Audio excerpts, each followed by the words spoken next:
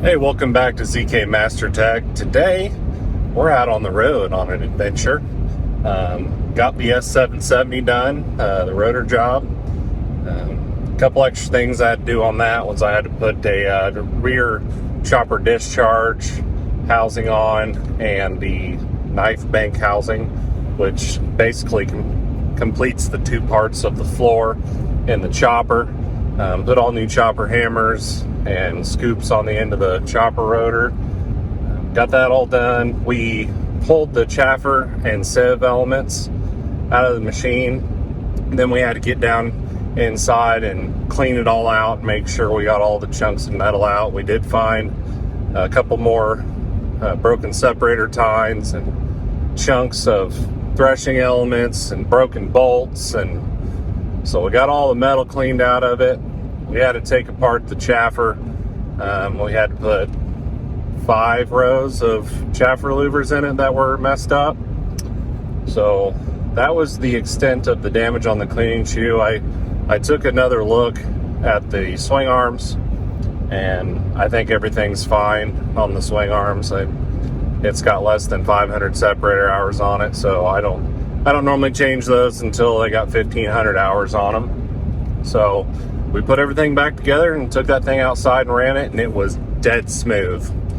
Well, it should be after all the new parts we put in it, but it was one of the smoothest combines I've ever ran, so gonna chalk that up for a win. The other 780 in the shop, I got the LSW floaters swapped over to it. Of course, we had to change the final drive extensions from 16-inch to 12-inch, and so we got tires swapped from combine to combine. Then I swapped the outer unload auger extension to take it from 26 feet to 28.5 feet. So that's all done. So today, getting freed up. Got a couple service calls today. Got to go to a farm to look at a year-old 8RX 410 that's got a hydraulic leak on the rear of the tractor. You know how much I love hydraulic leaks. Now, anyway, we'll figure out what the leak is on that, and then the next project is I got to go work on a John Deere Telehandler. Yes, John Deere makes a Telehandler. They are John Deere green. I've never worked on a John Deere Telehandler before, so not really sure what I'm getting into. But the problem is that it's not getting cab power. So we're going to take a look at that. But right now I'm on my way to the customer's farm to go look at this 8RX. So let's check it out.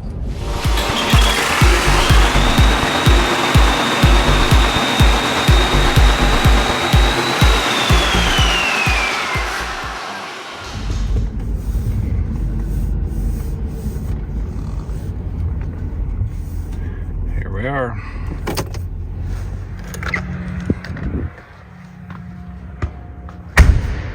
Oh boy, where's it at?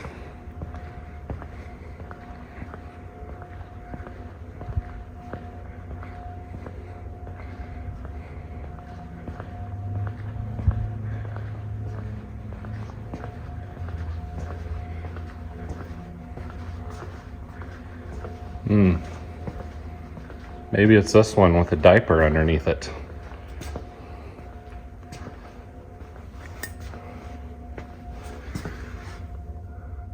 Yeah, I'd say that's oil. Well, there's 1, 2, 3 8RXs in here.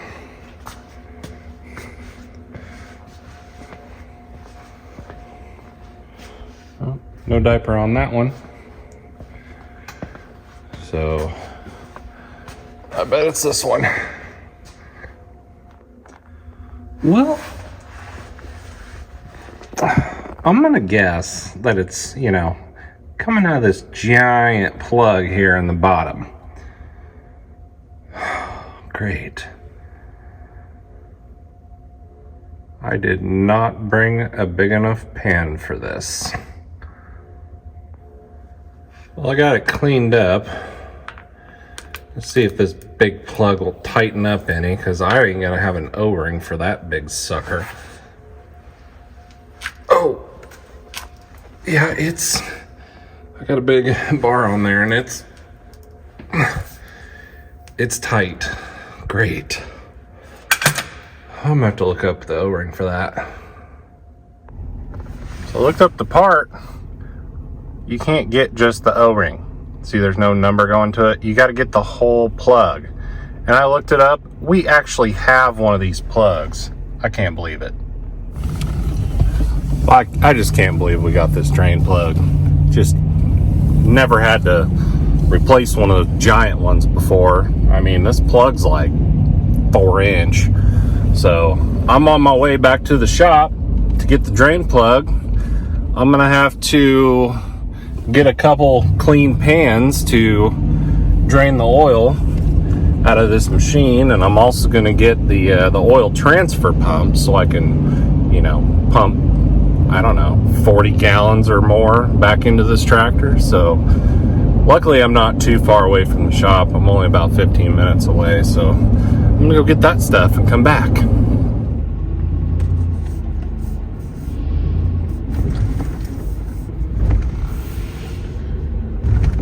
And we're back.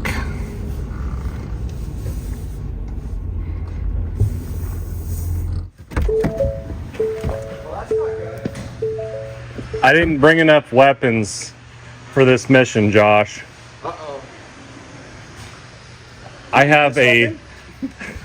I don't think you want to go where I have to go. What? I've got a 4-inch drain plug I have to take out of the bottom of this 8RX.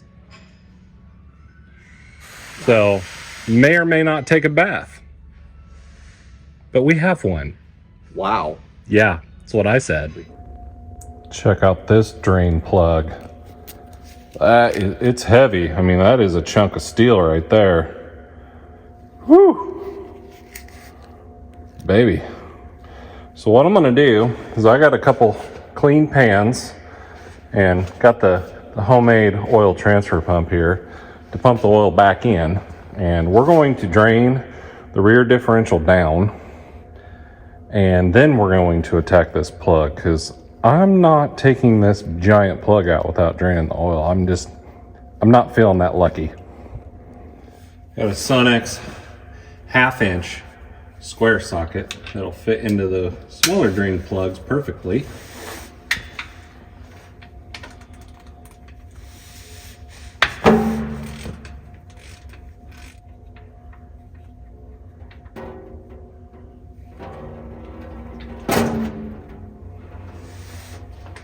That wasn't too bad. I'm not even sure how much these 8RXs hold in oil off the top of my head, but I guess we're gonna find out.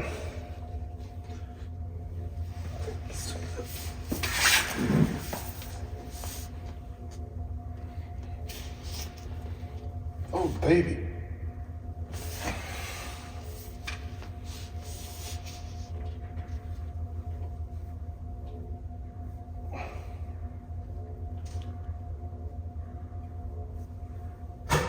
Free flow.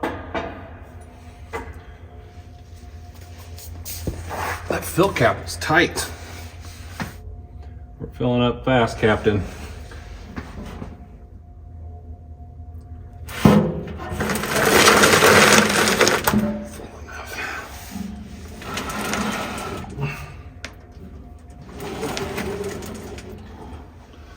Oh, of course it decides to quit. Well, that wasn't too bad. Let's take this big giant plug out.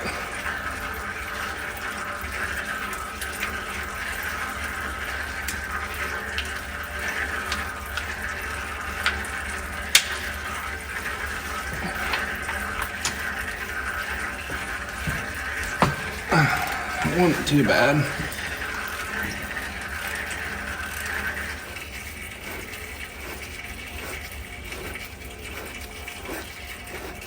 Almost there. Oh boy.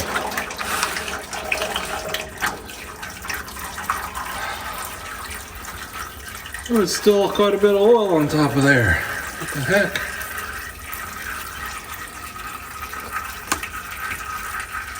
That's a lovely time.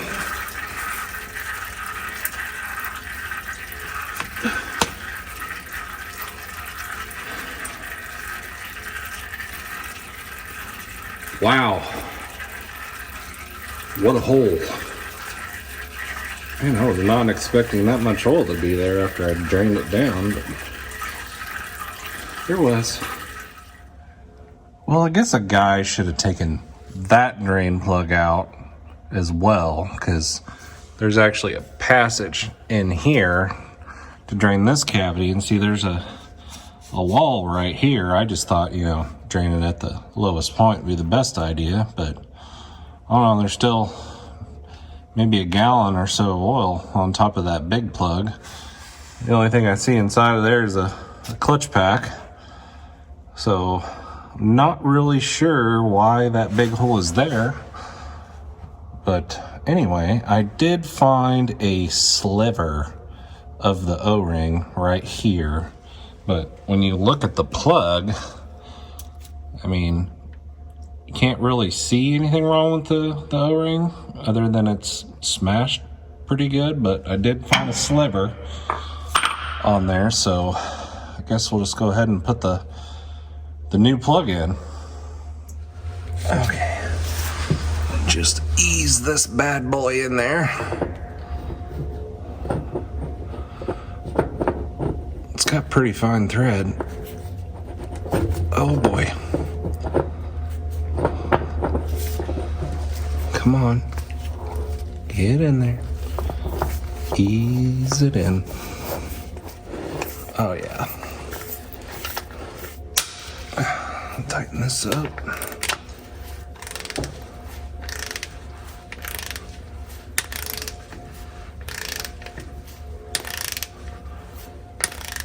And there was plenty of oil around where that O-ring was gonna go, so should have went in nice and easy. Click. Sure. Boy, I'll tell you what, if that plug comes out, you're in trouble. It's gonna drain everything right now.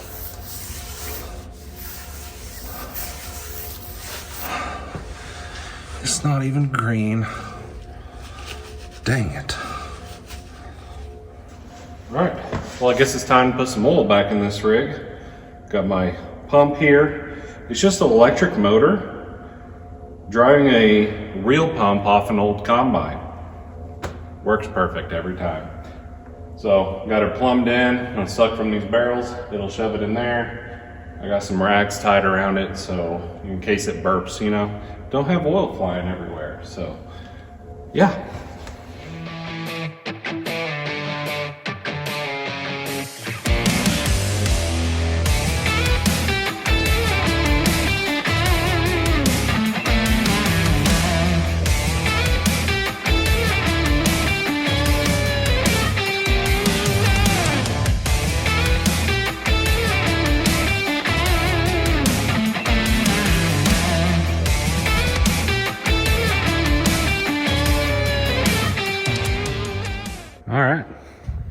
She's filled.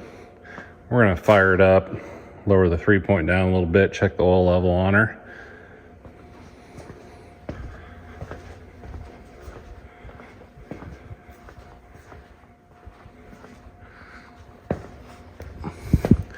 If I can get around. Sure.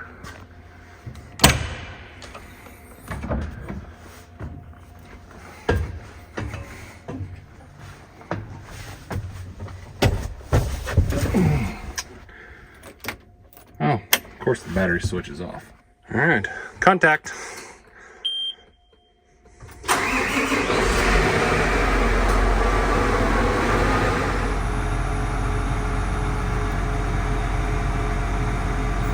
Down you go.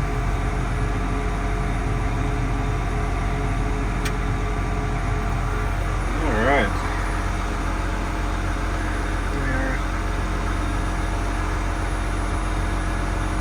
See. Okay.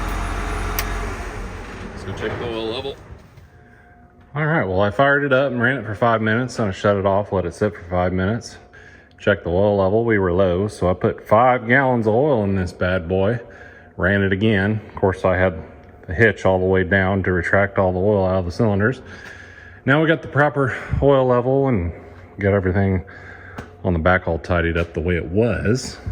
And I guess we're done with this rig. Move on to the next one. All right, well, that job's done. If you guys could do me a favor, if you could take the like buttons, wheel bolts, and cross thread them and give them 30 ugga-duggas, I really appreciate it. And also subscribe to the channel. It doesn't cost you anything and it helps me out. And you won't miss my weekly uploads. It's a pretty awesome shop in here, isn't it? All right, next call. Here it is. They do exist. John Deere 3400 Telehandler.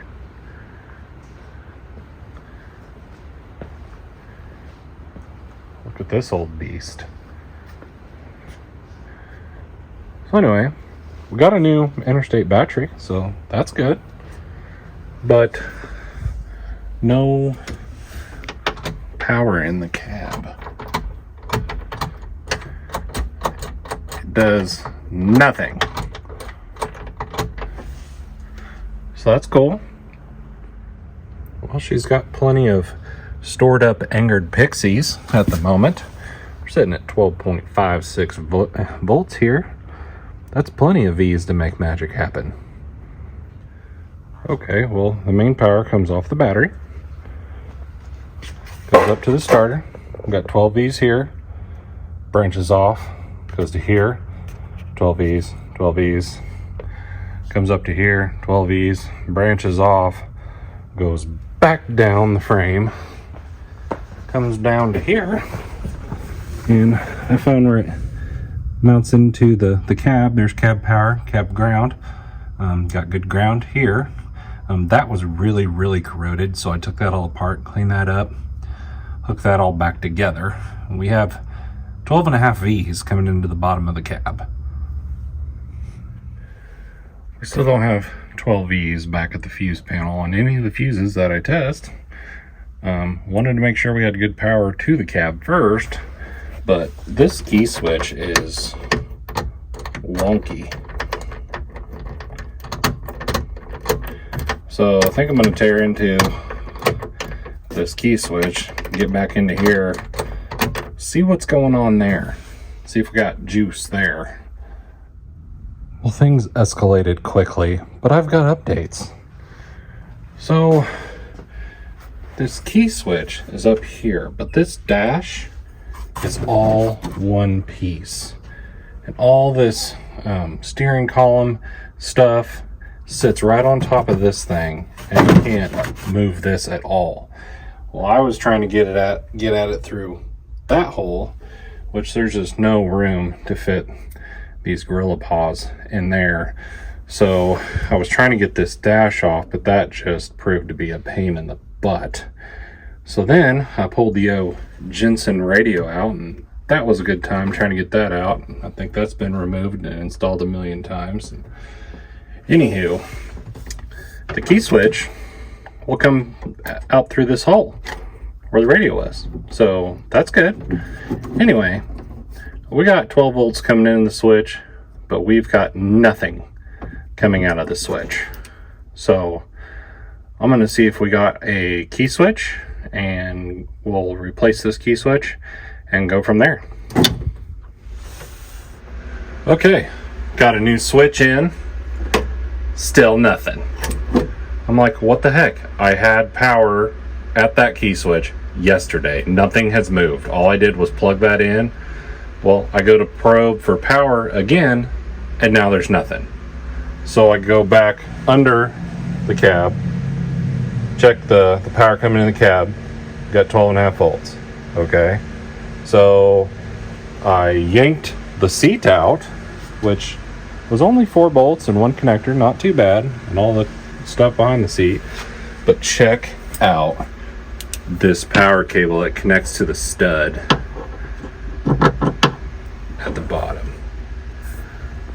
That's where it was. That's what's left of it. there was just a big pile of green dust. And yeah, look at this cable.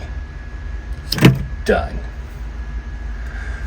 So now I gotta try to figure out if I can get this post piece, you know, can a guy cut the end of this cable off and get a new crimp on there for an eyelet?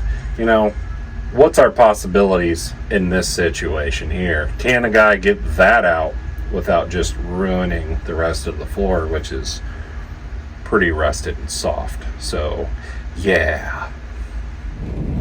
All right, so we're back on the road again. I ordered a new battery terminal for the bottom of that cab. So it's just basically a kind of a plastic plug that has a metal stud coming out of each side so the cables can connect to each other but be isolated from the cab frame. So I should have that within a day or so, hopefully. I went ahead and I ripped that cable out. It was about 2.5 feet, went up to a junction block, and I'm gonna have a new cable made for that since that part's obsolete now, so it's no big deal. I'll just have one made. I can't believe that I had voltage at the key switch yesterday with how bad that cable was. I sucked up what was left of that cable with a shot vac. That's how bad it was corroded. It was just a pile of dust. So the telehandler's kind of kicking my butt at the moment, but I'm on the road again. Got parts ordered, and when parts come in, we'll see you then. All right, I'm back. I built my own battery cable, and look, this is what that's supposed to look like. So I'll get this stuff installed and hopefully bring this telehandler back to life. All right, I got the terminal installed, the cable put on. Now I just gotta put the new cable on the top side. Inside cable attachment complete. So that cable goes from that stud that I just installed in the floor, goes up, snakes back up through here, goes back to a junction block back there. Now, we just got to see if we got power now.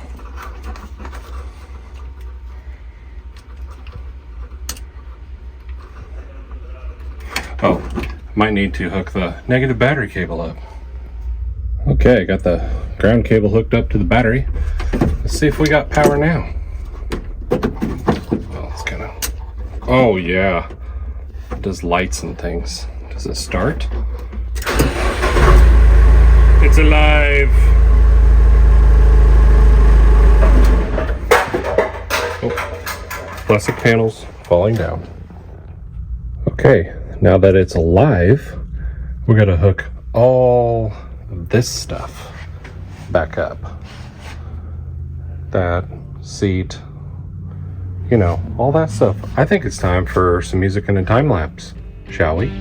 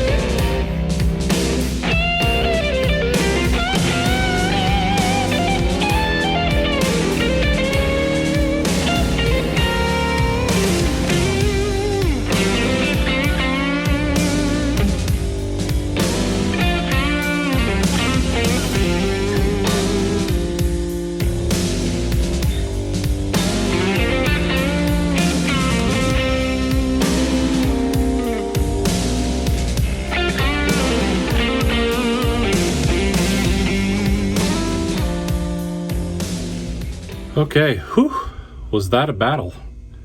Getting all the wiring tucked into that little dash through, you know, the tiny spaces in the steering column. Super fun. Anyway, let's see what kind of action this beast can do. Contact. She runs. Got throttlage. Got throttle. Boomage. Oh, we got boomage. Dun, dun, dun. Tiltage. Sweet. Boom out. Okay. Sorry I dropped you guys.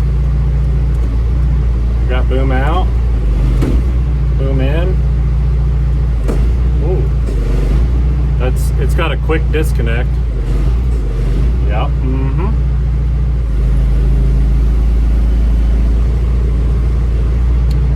Okay.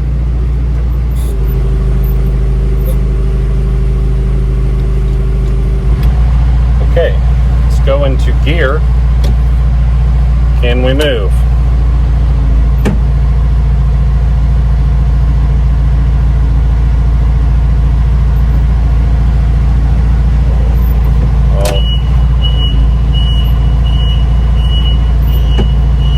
Got movement. Mission successful. Well, there's the cab complete, put back together, and it's way cleaner than when I started. Now see guys, you want to have good customer service, go ahead and wipe everything down as you're going back together. You know, make it look like you care and that you actually did something. So I cleaned up all the pieces I possibly could that I had in there. It's not spick and span, but it's way better than it was. So always take time and clean stuff up for your customers. Back at my happy home.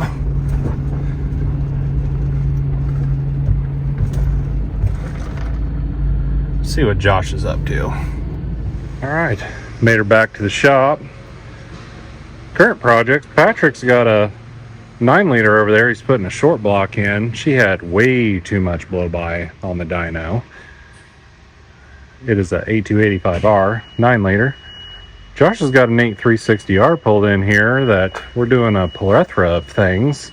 Got an issue with an ILS, transmission codes, and it's getting service and whole hydraulic oil change and inspection, and we got an issue with the SCVs. So this is a tractor I looked at in the country and decided it just needed to come back to the shop so we could take care of her right.